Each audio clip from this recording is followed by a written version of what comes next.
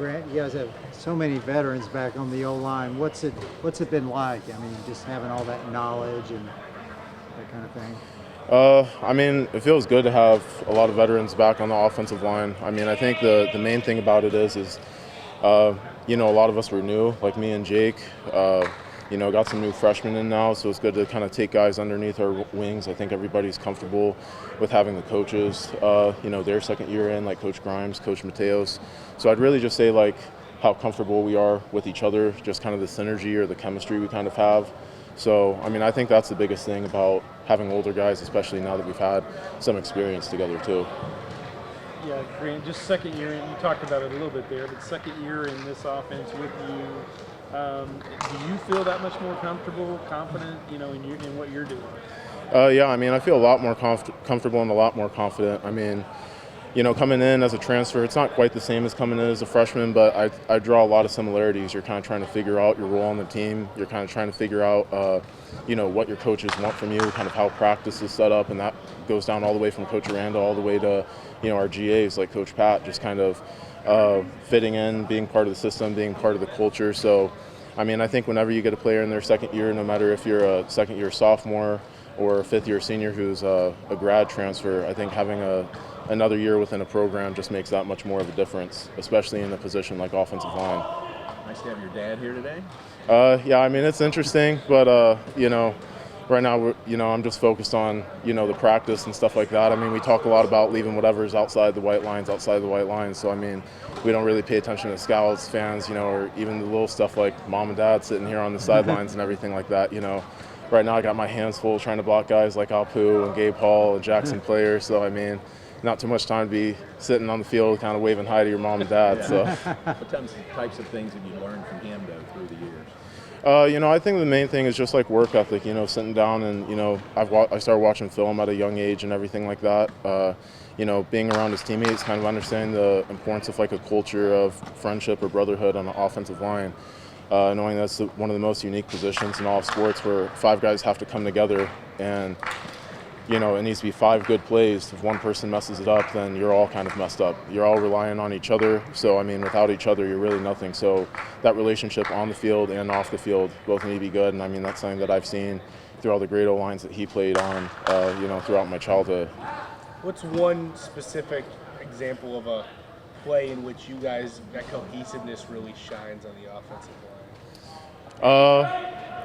I mean, I'd probably go to that play on against Oklahoma where it's 3rd and 12. I mean, we know it's 3rd and 12. We're trying to go and you know, get the first down, kind of hopefully clinch the game. You know, Jake's going downfield with his helmet off.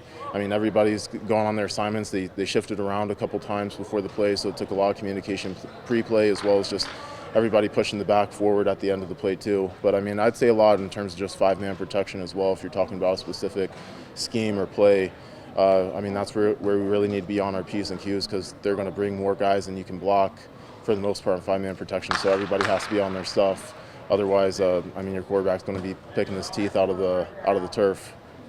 Probably not a lot of people know a lot about these running backs. What do you see from these guys? I see a lot of talent. I see a lot of high ceilings. I mean, obviously we've got a younger running back room, but you know, I was really impressed with just a few touches that Tay got, what he was able to do. And I think what a lot of people also forget is kind of the legacy that and you know, work ethic that guys like Treston and Abram leave behind. A lot of these guys were here in that room with them. So I mean, I wouldn't be surprised to see these guys maybe surpass those guys one day. I mean, they're able to build on that work ethic and kind of follow up on what they left behind starting at a young age, freshman, sophomore year. So, I mean, I think the ceiling's really high for these guys.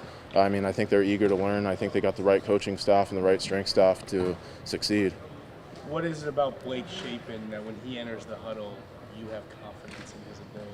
I mean, I think it's just his little bit of swagger and confidence. I mean, I don't know if that's just kind of the baseball player thing in him, but, you know, when he comes in the huddle, I mean, you feel like there's a certain amount of calm, kind of swag, confidence that comes with Blake. So, I mean, when he comes in the huddle, you know that he's ready to work. You know that he's got confidence. He's not out there playing timid or what Coach Aranda likes to talk about, playing yellow. I mean, you don't come out here and feel like, oh, he's playing yellow, he's playing red. I mean, he's playing green all the way every single snap. You mentioned Tay. What kind of back is he? What do you see from him? I mean, I think he's like a little bit of a combination of both Abram and Tresson. I mean, I really think Tay is kind of like his own guy, but I see glimpses of speed from him where I feel like he can outrun guys, but he's also not afraid to put his shoulder down, run some people over, get some extra yards as well. So, I mean, I'll be really interested to see Tay in action this year. Seems to be just kind of what they do, but are they still moving you guys around? I guess maybe it adds depth too when y'all can play more than one position. Yeah, I mean, I think the main thing for O-line, I think especially for a lot of O-line coaches, a lot of those guys are scarred and scared after COVID. Knowing how fast a few guys can go down and what your O-line can look like after, just a few days or even just after one play. So, I mean, it's important that everybody on the line knows how to play multiple positions. I mean, if you're looking to take your talents to the next level, it's important to be able to play two positions. So I really think that's just kind of what we're locking in right now is everybody learn how to play multiple positions. So, if the time comes where we need other guys to fill in certain spots, shuffle some guys around that everybody feels comfortable at their primary position as well as their secondary position. Did I see you some at center? Yeah. Can you play any of those three middle? Yeah, I can play any of those three in the middle. I mean, I played, at right guard all year last year, so the transition to left guard is really the same, just flipping the plays. And, when I was at Vanderbilt, I pretty much played all my games at center. So, I mean, the biggest adjustment for me was just flipping the schemes from our inside zone scheme to the wide zone scheme here in terms of playing center. But, like I said earlier, second year in the program, you kind of understand the footwork, the schematics, what your coach wants from you a little bit more. So I'm starting to feel more comfortable at center as well, too, now. What difference is that to switch from right to left? It's really not too bad. I mean, if you're talking about the same positions like right tackle, or left guard, or right guard, the footwork, the technique, the mindset, the eye progression, it's all the same.